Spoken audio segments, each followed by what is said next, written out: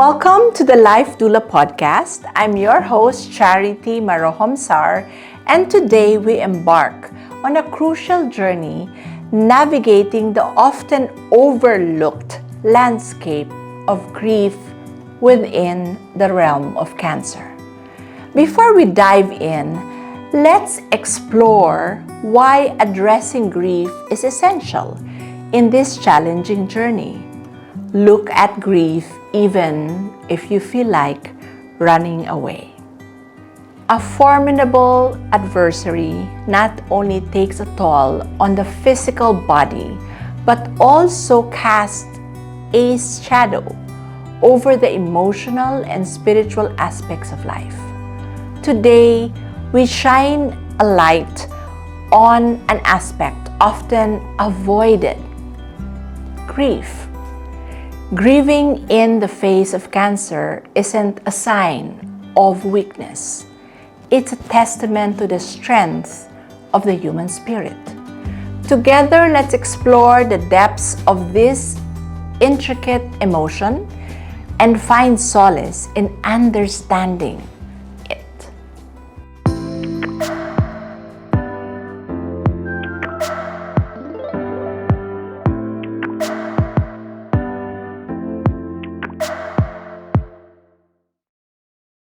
Now let's put some context and let's try to understand grief in the context of cancer. Grief is such a complex emotion. It takes various forms when cancer becomes part of our lives. So it begs the question, are there many types of grief? The answer is yes. Any major change in our life, we experience grief. One is not severe or more complex than the other. It's just different. In the cancer space, unknown to people living with cancer and even their families, grief comes into play during the whole cancer journey. From the shock of the diagnosis to the relentless treatments, each step triggers a unique grieving process. It's crucial to be able to recognize that grief isn't linear. It's not a linear journey, but a labyrinth of emotions.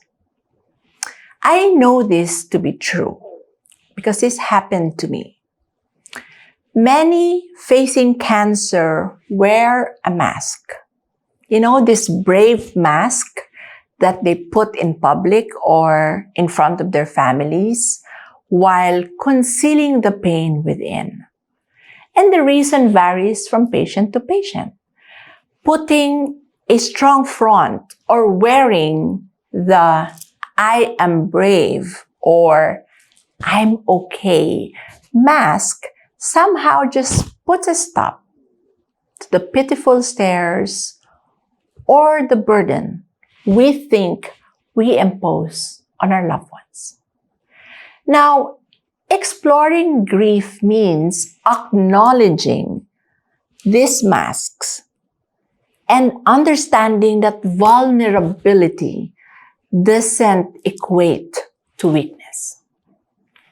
Life doulas like me recognize the power in removing these masks, creating a safe space for authentic expressions.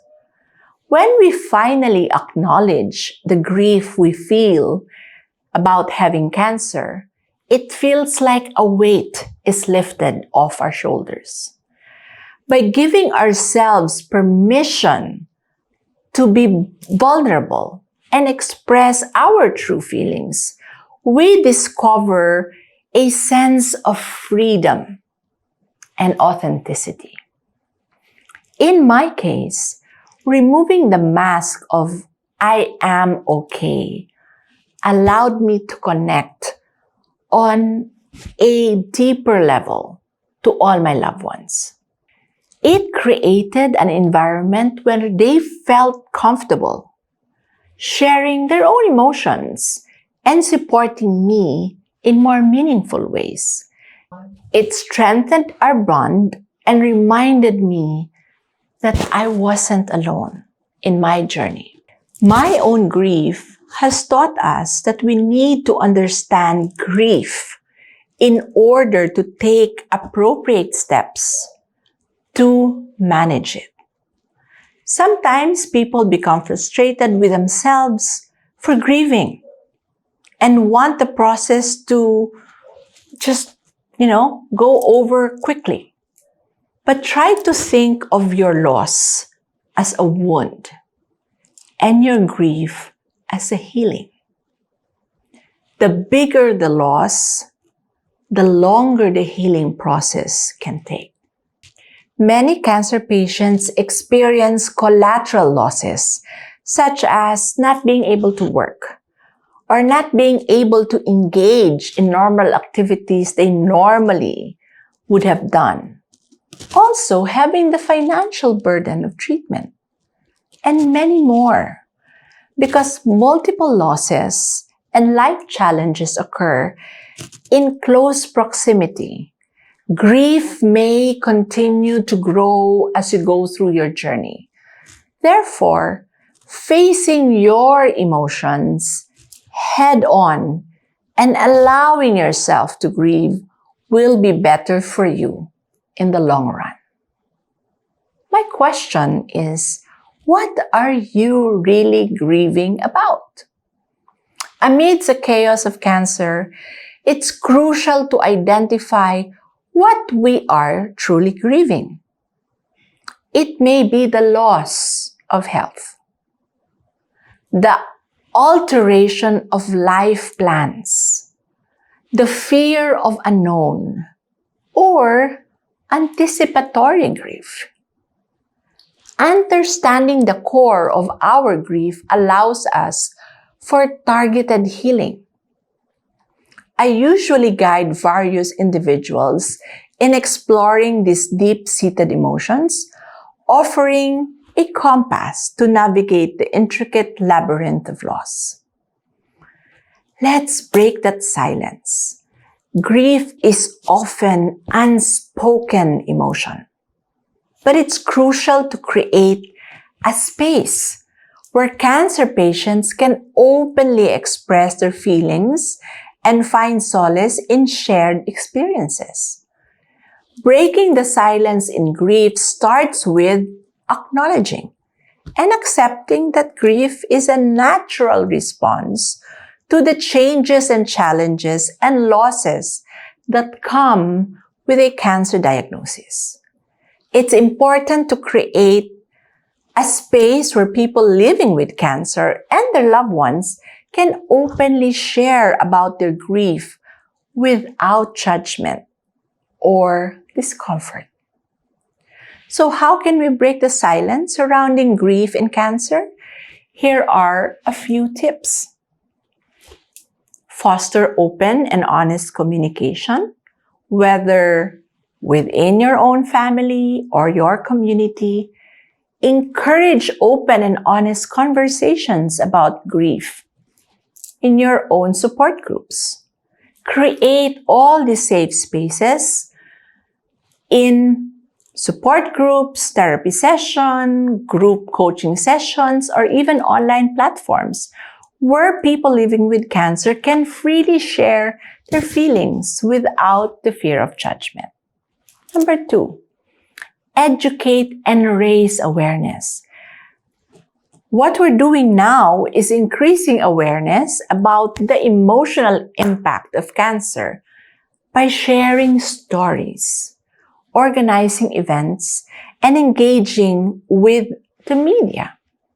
By educating the public about the complexities of grief in cancer, we can foster understanding and empathy. Together, we break the silence by creating connections that are fundamental in healing. I always say grief is a series of waves. I have no other metaphor for grief other than it being like an ocean. Unpredictable and often overwhelming. It ebbs and it flows. By embracing these waves, we learn to navigate through them. Whoever is helping you manage your emotional and mental well-being, act as a guide, providing support in riding these waves, helping individuals find strength even when they feel like they're drowning. Navigating to the waves of grief can be an overwhelming emotion, but it doesn't have to define our entire journey. So let's explore how cancer patients can navigate through these waves of grief and find a sense of peace and healing. Navigating through grief requires a gentle and compassionate mindset. And here are a few strategies that can help people living with cancer navigate through the emotional waves. Number 1, the key word is allow. Allow yourself to feel. Give yourself permission to feel and express your grief. It's essential to create that safe space that I was talking about for all of these emotions. Cry if you need to. Write about it in the journal. Or simply find a quiet moment to be with your feelings. Journaling has helped a lot, so try this out. I'm not a writer, so I do bullet journaling. Number 2, reach out. Seek support to others who can provide you with the right answers and just that quiet presence, understanding you during this difficult time. Find a counselor or a coach, join a support group, or lean into your loved ones who are willing to listen and offer comfort. At this point, I will say, when one is grieving, we do not need advice. We need support. Number 3, practice self-care. Engage in self-care activities that nourish your body, mind, and soul. This may include activities like, gentle exercise, meditation, spending time with nature. This has proven to work really well. If you don't have a big backyard, just walk. Walk around whatever space you have. There's a tree, there's a plant, sit. Or engaging in hobbies that bring you joy, whatever it is. Do you paint? There's a trend now, number painting. So if you're not a painter, you can just follow the colors suggested by numbers. All of these are really ways of taking care of yourself, physically and emotionally. And it can really help ease the burden of grief. Number 4, embrace healing practices. Explore different healing practices that resonate with you. This may include, again, meditation, mindfulness, energy healing, or even creative outlets like art or music therapy. In my case, walking. Walking meditation helps, and that means slowly walking around and just meditate on a certain thought. Tapping can also be a way of releasing grief. It is important to remember that navigating through the waves of grief is not a linear process. There will be surely ups and downs, and that's okay. Allow yourself the time and space to heal, and be patient with yourself as you encounter different emotions along the way. Before we end, let us answer an extremely important question. Does grief in cancer ever go away? Grief is a deeply personal and individual experience, and the duration can vary from person to person. Grief in cancer is a complex emotion that often lingers long after the diagnosis or even the treatment is done. It can resurface at different stages of the journey, triggered by various events or milestones or people. While the intensity of grief may lessen over time, it doesn't necessarily disappear entirely. I'm an advocate of this, being a grief coach myself. Grief is not something that needs to be fixed or cured. It's a natural and necessary response to the pain and loss associated with cancer. Grief becomes part of our lives, so we learn to navigate it, finding ways to cope and find meaning amidst the pain. Although grief may not completely go away, it can evolve and transform over time. With support, understanding, and self-care, individuals can learn to integrate their grief into their lives and find ways to move forward. It is important to give yourself permission to feel and honor your grief, even as you continue to rebuild your life after cancer and find joy again. Everyone's journey is unique, and it's vital to be patient with yourself and allow the grief to ebb and flow as you navigate through each stage of the cancer journey. Grief and cancer is deeply personal and complex emotion that accompanies the journey of cancer diagnosis, treatment, and beyond. It can be overwhelming, painful, and sometimes confusing. But amidst the darkness, there is hope.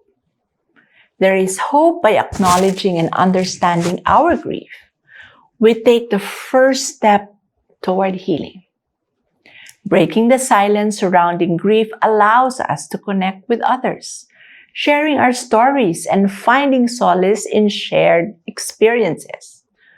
Most importantly, we must give ourselves permission to feel, to honor our emotions without judgment or shame.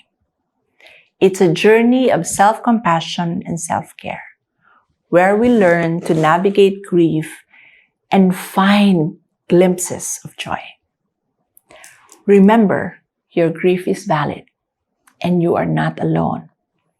Reach out for support, be patient with yourself, and know that healing comes in waves.